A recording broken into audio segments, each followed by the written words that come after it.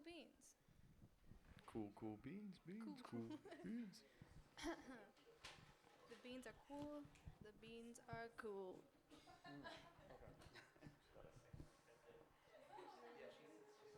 Hot rod. No, you look really small.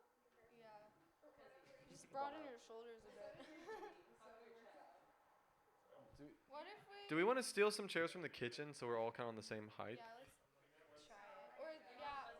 Yeah, we could. Those are like kind of low. Let's try it though. Can we try that one? All right. So hard. Let's hear it for lids. Shout out lids. Shout out, Liz. Wait, That's easy. Yeah, you just ask a hard question and you're like, all right, spill the tea. Here. There we go. Let's try. Ow. It's okay. It depends on where you are. If you're in England, spill the tea. If you're in the South, the Bible Belt, spill the beans. Oh, okay. This works. This is cozy. I like Yeah. this a little more. Okay. Sweet. I can't whistle. Really? At all? No. It's just air. Hi, my name's Hook. I can't whistle. We're glad you're here. Thanks. You can find help here. The first step is admitting the problem. So what are you gonna do if you ever have a track that you need to whistle on? I don't know. Like, Are you gonna have to like hire someone for that? Actually, I did like have a track where I wanted whistling, and I actually tried to learn for like 2 days. Really? Yeah, it didn't work. Well. I was, Do you like, guys know how to watching whistle? Just because of the gap in my teeth. Wait. Oh yeah. Can you like control pitch with that though? I'd be wondering that you don't have as much pitch control. It's all like high. It's just one pitch. So you're gonna have to write your song to fit his whistled pitch. Only in that key. All right, are we good? Noah, can you maybe stop it and start it again so we have two separate? All right, you're perfect. Okay, so Anj Hey. and band. Great job tonight, guys. Thank you. So, I've heard that you guys are pretty fresh as a group. Yes, we are. How fresh exactly? Are we talking Whole Foods or AGB? I would say organic foods, actually. Straight off the farm. Straight off the farm. Straight out, like fresh picks. Like just picked it, yeah. Fresh squeeze. Pretty much.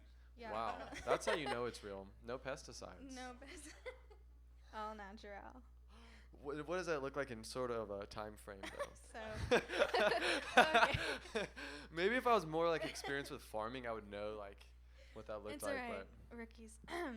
But so we just kind of we had our first performance together as a band last Saturday. This past So this Saturday. is the second one then. So this is the second time we played together. Wow, that's amazing. I would not be able to tell at all. Really? Yeah, it was tight. We did it. You fooled us all. How did you guys meet each other? So me and Alex have known each other for years. We grew up together, middle school through high school. Wait, you gotta give him the mic. 7th grade. Oh yeah. Oh, I think it was 7th grade that we met. We met through church. Yeah, we met through church. Oh, really? And we just kind of started doing worship together, and then I would ask him to help me write some of my songs. So like that second song, Mess of Me, actually he helped me come up with the intricate chords, because I had like a bare idea, and then I invited him over and I was like, listen, I don't know what I'm doing. What is this note? And he'd be like, oh, that's like a, I don't know what. F sharp 5 something. And so yeah, he's like my little musical genius. And then JP over here, we just met actually. Yeah, we're the fresh parts. So we're the fresh part of the band. Okay. I'm the fresh part of the band actually. They're seasoned together. My boss actually knows Angelica from church. So, yeah, that was a week and a half, 2 weeks ago, 3 weeks ago, 3 weeks ago. Yeah, and we practiced a few times, and now we're here. Wow, that's amazing. Yeah. So it seems like a lot of you met through church. Yeah. Is your faith a big part of your music? What kind of relationship do those things have? That's an interesting question. I would say in some small part, yeah. When I write my songs, I try to keep it PG. I don't like adding bad words or anything. Mostly because I'm trying to be authentic. Also, that's another hurdle that I try to tackle is when I'm writing songs is being authentic in my songs and in the person that I am and like who I am in church and things like that. So I think it like keeps me grounded in a sense. Other than that, I'd say that it not necessarily a big part of the songwriting process, but no, yeah. Well, I mean, I think it's good to keep, a very broad audience in mind. Yeah, that too. The music world tends to not collide with, the religious world a lot. Yeah. Kanye's kind of spicing things up. Shout out Kanye. Shout out Kanye. But I mean, I think that's good because, just in the music world, I think it's really easy to assume your crowd is maybe just crowded like a music festival. That too, yeah. And, you don't consider the possibility of like maybe parents or like little kids Yeah, listening exactly. to it. And, I think that when you have a lot of bad language in your music or, really adult themes, like It limits it. It limits the audience. right, yeah, it definitely limits the audience, and you may touch your audience you've got, and it may work really well for you, but Yeah. you definitely narrow that a little bit. Yeah, and I have a lot of people from church who, when they say look at my career, they say, "Oh, you should be a worship singer. You shouldn't be a pop singer."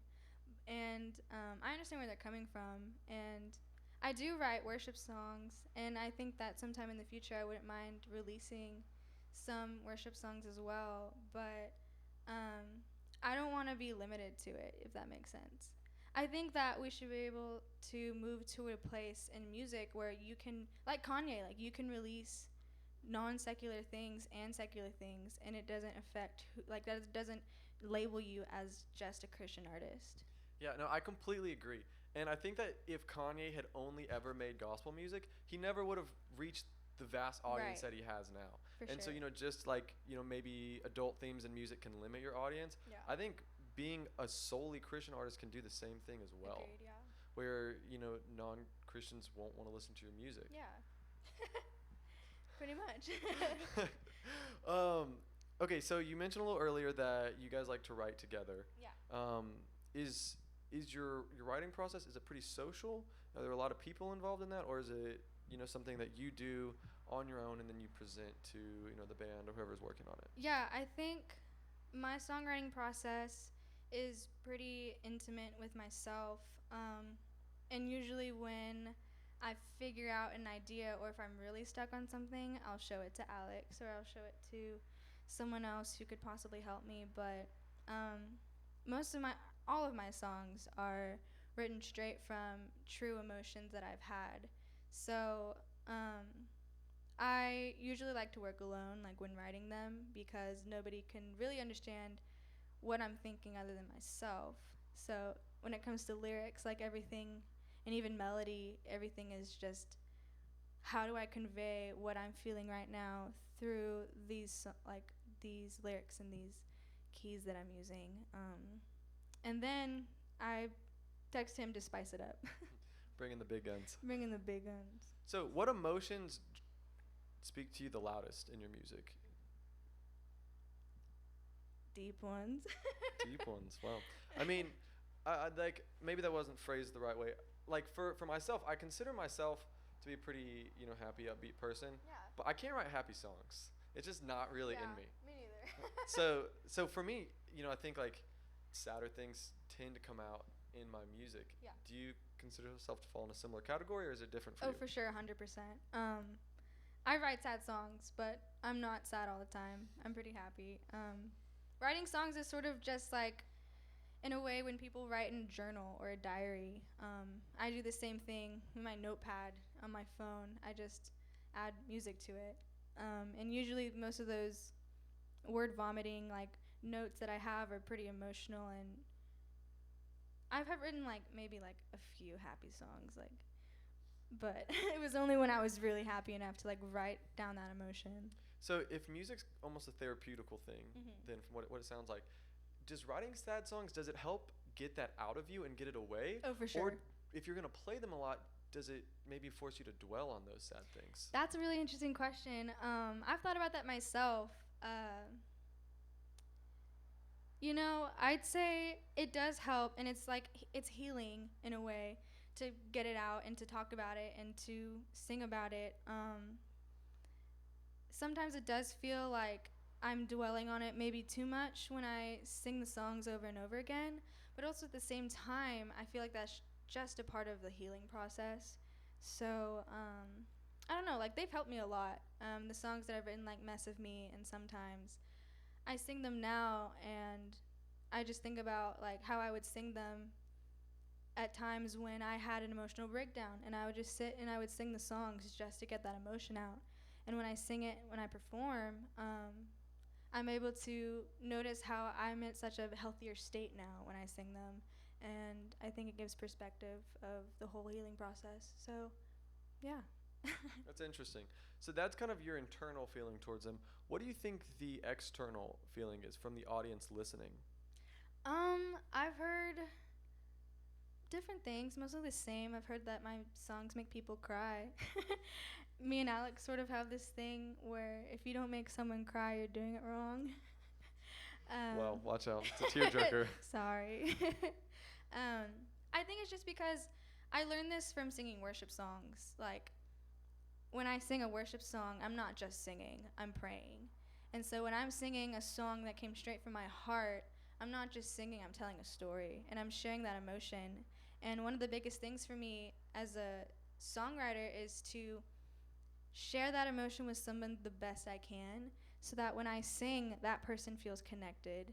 And like that's kind of my goal with music, is to write songs that connect people in those really tough emotions.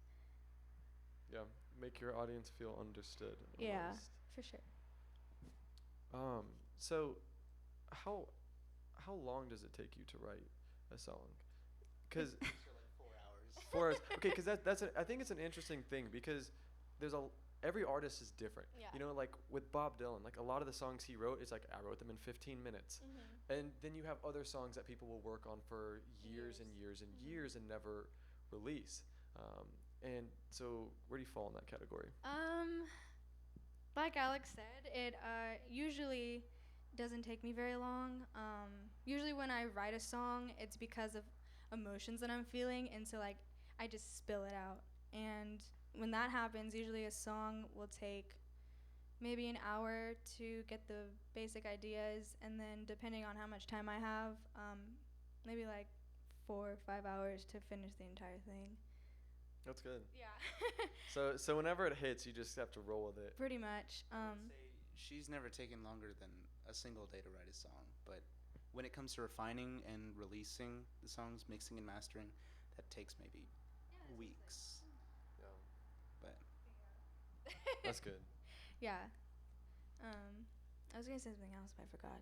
Oh, I remember. So like, what I do for my songwriting process is, anytime I have like some sort of spark or inspiration or like emotion, I like pull out my phone and I just write it down.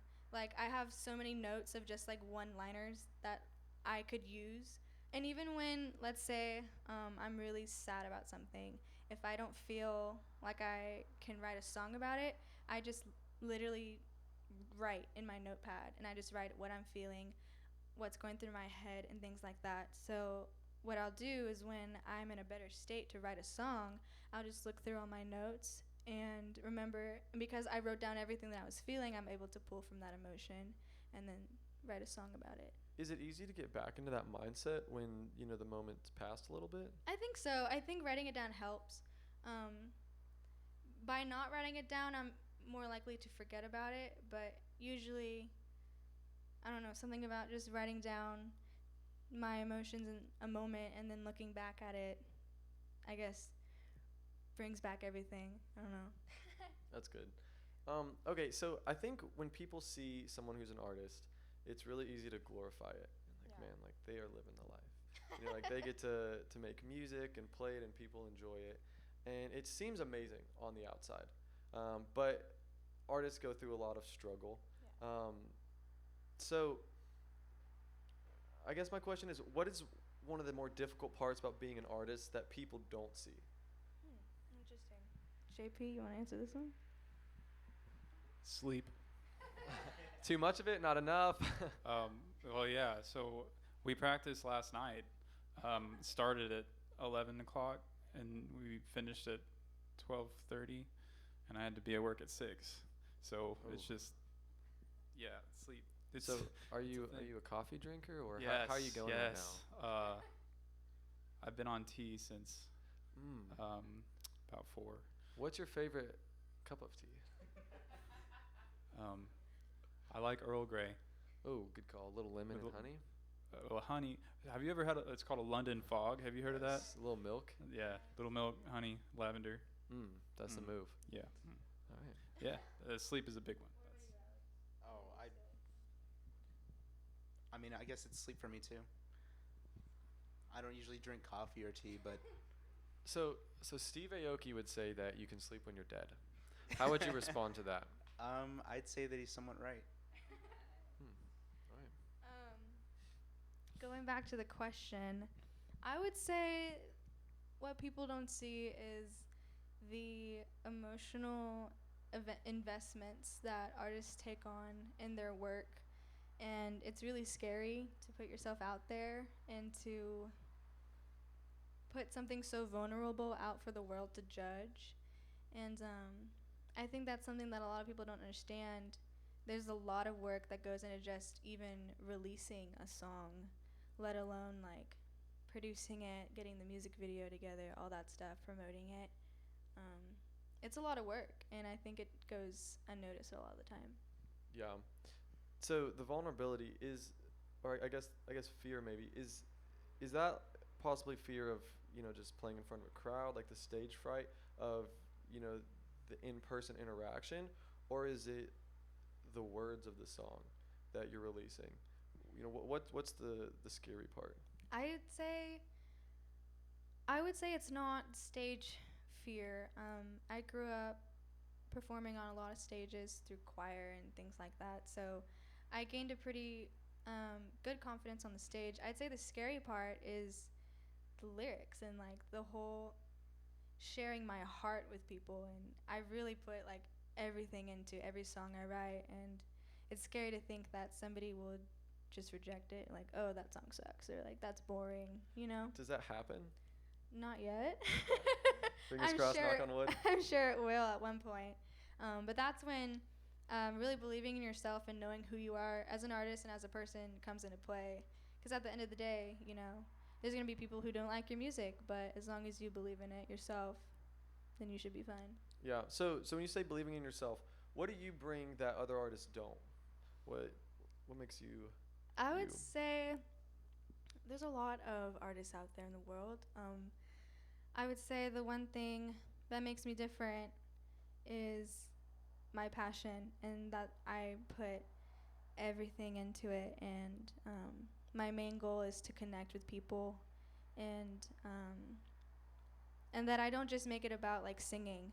Every breath that I take, every note that I sing, I try to make it to where I'm sharing something with somebody, and it took me a while to figure that out, but I think that's probably what I bring to the table, is my ability to share emotions, be authentic with people, and to somehow at the end of a set make everyone feel a little bit closer to each other. That's really good. Okay, so there's trying to be a musician. You didn't pick an easy path by any Nope. means. It's something a lot of people want to do. Yeah. And so, what is your game plan on making that dream a reality? Yeah, so that's a good question. This has honestly always been a dream of mine to make it as a musician. And I think earlier this year I came to a point where I realized that the only person who can make that happen is me. I can't just sit around waiting for someone to discover me. Times are changing.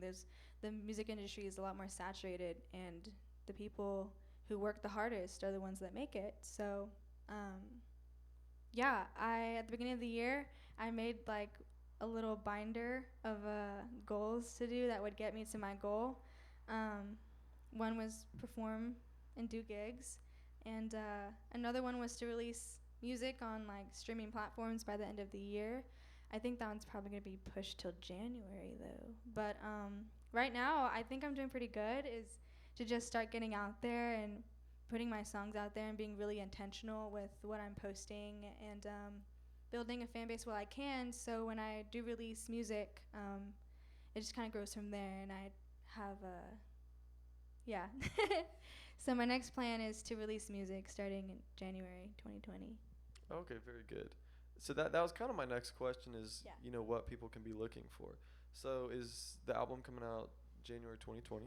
Is that a full album? Is it an EP? What's that gonna look like? I think it's just gonna be singles for now. I definitely have enough songs to make an album, but I'm gonna start with singles, and maybe by the end of 2020, an EP will be out. Very cool. Alrighty, well, that's all I got. Do you guys have any closing remarks? Final words for the world? I would just like to say I'm really thankful for these guys. They're extremely talented musicians, and I would not be here without them. So, just want to give a shout out to JP and Alex. Word. Word. Alrighty, cool. Mic drop. I think that's a wrap then. Yeah. That was loud. Woot woot. Like, we just sat there. Just sat there like